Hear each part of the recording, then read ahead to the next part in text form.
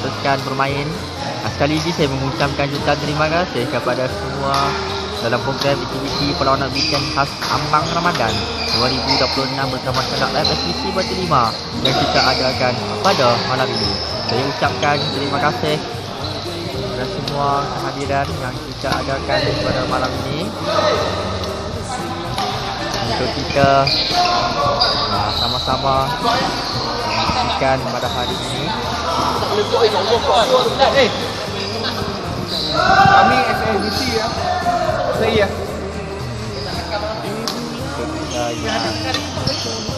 program yang kita saksikan saya bersama kelab FSBC ya. Petang kita bersama dengan ahli keluarga untuk program weekend bulan Ramadan yang kita saksikan tahun tadi sangat meriah. Kehadiran pada malam ini inilah kita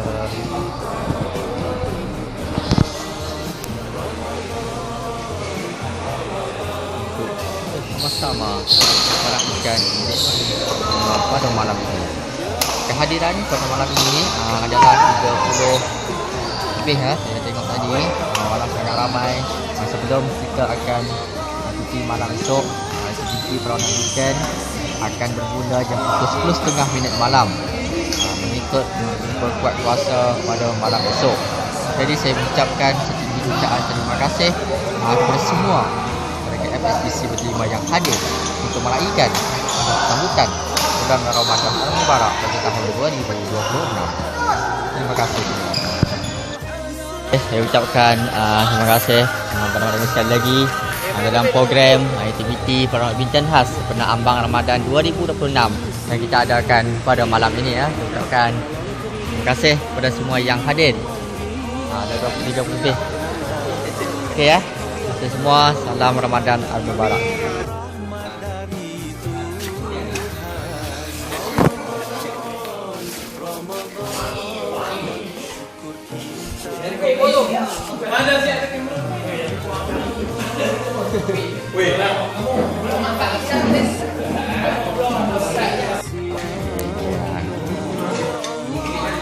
Makan.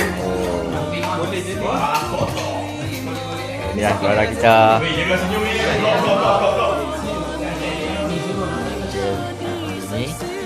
ikan kita ni semua hadir pada malam ini. Terima kasih ucapkan semua bersama dalam FSBC.